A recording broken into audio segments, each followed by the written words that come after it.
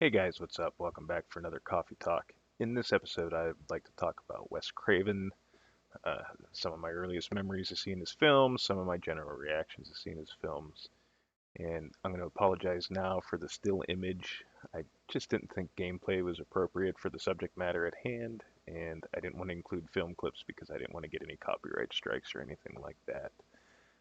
But, I'm going to reminisce a little bit about some of my memories from childhood and seeing Nightmare on Elm Street and a couple other things. And by no means am I a film critic, or do I even claim to be. So these are just some of my personal observations and the impressions that his films have left on me throughout the years. He passed away on August 30th, 2015. He had brain cancer. And actually, I didn't even know he was sick. I kind of just like stumbled upon it where I his Twitter, somebody retweeted his Twitter account tweeting a picture of himself, and then it had 1939 to 2015, and I was like, oh, he must have stumbled upon one of those like death hoaxes or something. Then I scrolled up a little bit and I seen a retweet of John Carpenter saying like, oh, today I lost a good friend. We'll miss you, Wes. I'm paraphrasing, of course. And then Clive Barker commented and things like that, and that's when I realized I was like, oh fuck, he really died. And I mean, I didn't even know, I hadn't even seen any news that he was sick or anything like that. So it was a shock to me. I mean, I knew he was older. He was 76, but I mean, still, I thought he was like fairly healthy for all intents and purposes. But anyways, going back years and years and years ago, I was probably when I was a kid. It was the first house my parents and I lived in after I was born, and I was probably 7 or 8. I know I was young because we moved out of that house when I was 9, and so I might have even been younger than that. I might have been like 6. But at any rate, it was late one night on the weekend. My mom had fallen asleep on the couch. It was dark. All the lights were out and stuff, and I was flipping through the channels, and I stumbled across like HBO or something like that, and I was like, oh, what's this movie? And I had seen Ghostbusters and things like that, so I was kind of into like the spooky stuff. And it was like right before Johnny Depp gets killed in the original Nightmare on Elm Street. And I remember watching this, and he's laying on the bed watching his TV or whatever, and Freddy's hand comes up through the mattress and grabs him and pulls him down, and I'm like, oh, that was kind of creepy. And then all that blood starts shooting out of the hole in the mattress, and I freaked the fuck out, man. I was screaming my head off. My mom woke up. She thought somebody broke in and was trying to kill me.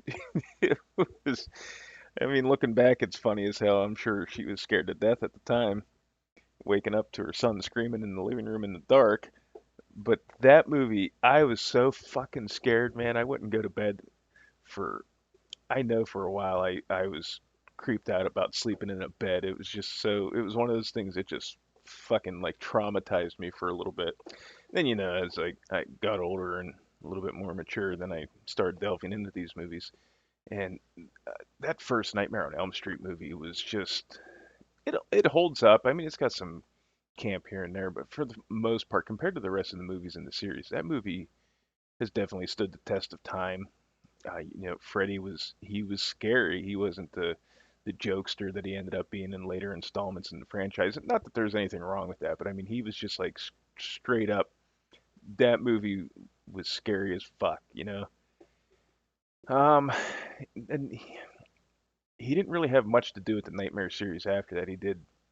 He was a producer and a writer on Nightmare 3: The Dream Warriors, and then he didn't direct another one until New Nightmare, which actually, I know this is an unpopular opinion, but I really enjoyed Wes Craven's New Nightmare. I thought it was smart, it was slick. I think part of the problem was it was a little bit ahead of its time. You could kind of see where Scream came from with that movie because it does kind of do that. It breaks that fourth wall by bringing essentially Freddy Krueger into the real world where he's tormenting Heather Langenkamp and her son, and Wes Craven's having nightmares about Freddy, and Robert Englund. I can't remember if Robert Englund survived in that or not. It's been a while since I've seen it.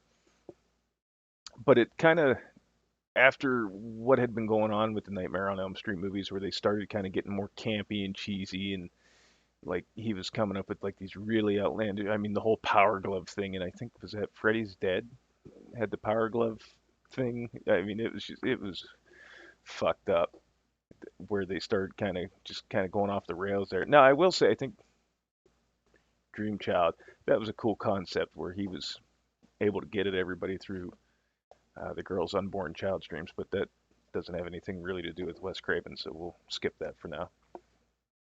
But New Nightmare was a movie that it was paced pretty well, and it made Freddy scary again. And I think that was probably Robert Englund's best performance as the character. And Craven directed that movie in such a way that you were kind of tense through the whole thing, I thought.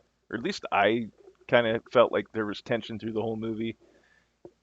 And it kind of played off of a couple things from that original one, which was, I feel like were nice little nods and throwbacks, more so than just like rehashing the same ground.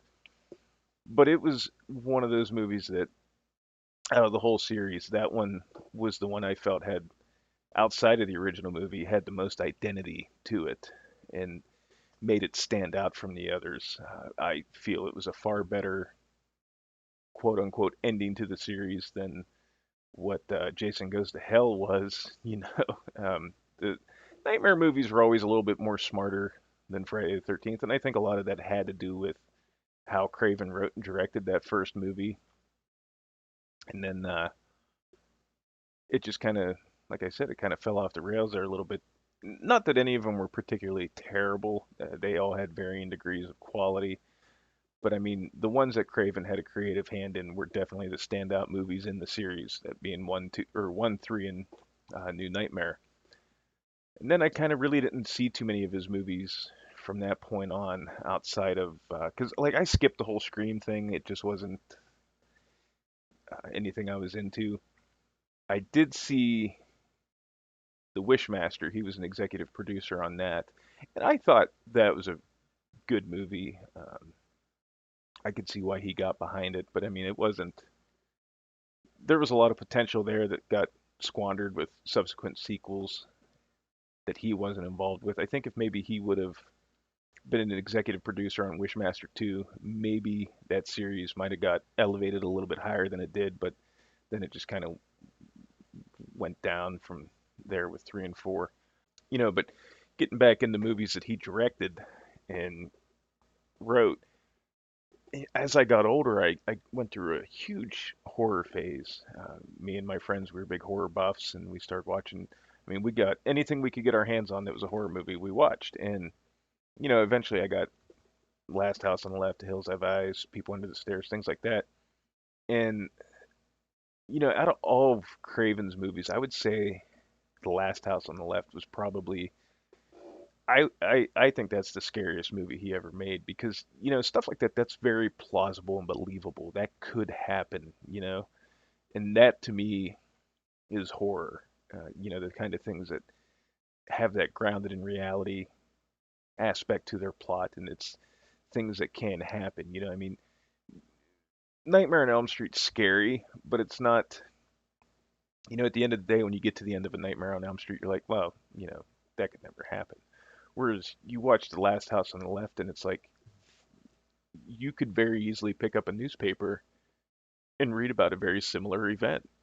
And that whole scene in the woods when they're down the road from Mary's house, in they're the two girls, Mary and Phyllis. They're forced to have sex with each other, and uh,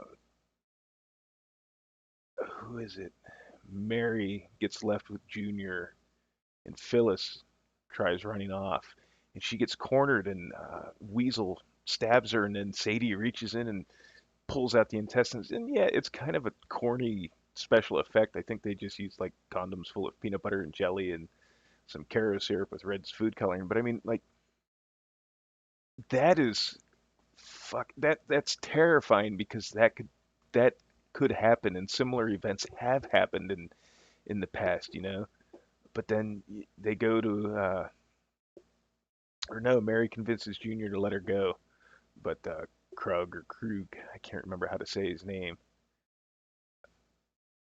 carves his name into her chest and then he rapes her, and then while she's praying, he just shoots her. And like that was, and especially I can't even imagine what people felt when they seen that movie in 1972 because that's a movie that's still shocking. But to me, that's not a movie that's shocking for the sake of being shocking, like Cannibal Holocaust. To me, The Last House on the Left is very much a film that you watch it, and to me, it's almost like a representation of a terrible event that could happen at any given moment in time. Whereas, there's shock in the movie, but it doesn't ever feel like it's done for the sake of being shocking. Whereas, like a film like Cannibal Holocaust, I felt like that whole movie was just made to specifically shock people. Like, and I, that to me is a major difference in the quality of a horror film. But that movie, man, that was just brutal. I've never seen the remake, and I don't really particularly care to. But that was a movie, I've seen it once, and I saw it probably 10 years ago. And while I don't remember every little detail about the movie, the stuff I just explained is what I remembered off the top of my head. And the fact that I can remember that stuff, that's how big of an impact that movie had on me. Yeah, and I'm not going to sit here and say that everything he made was a masterpiece. Like, I can't remember everything about Scream 3. Um, Scream 1, the first Scream movie, and 4, I thought probably were the best two out of those four movies. Um, but I mean, there was just something with the movies that he directed. There was just something there. They had a personality to them, and like I said, with the New Nightmare, his movies were the horror movies that he did were intelligent. And I don't want to say they were like these huge thought provoking pieces, but I mean they, they weren't like the Friday the 13th movies where it was just running around killing campers. Um, Realistically, Friday the 13th movies existed could have existed without plots. I mean, whereas A Nightmare on Elm Street had a very good plot. The concept of it was new and original, and A New Nightmare that was just kind of like a cool. That could have been handled so poorly. That could have turned out to be a terrible film. And as I said, that was probably my favorite. But he just managed to make these films that could stick with people. And not a lot of directors can say that, especially horror movie directors. Outside of maybe Toby Hooper and Clive Barker with the original Hellraiser, uh, Joe Dante, and Sean Cunningham. That's really about all that I can name off the top of my head. I mean, I could name more, but I'd have to think about it. But I mean, one of the first, ask any horror movie fan who their favorite directors are, and most likely Wes Craven's going to be in that list somewhere. That's just how big of an impact he had. And it's a shame because we're not going to get any more films from him.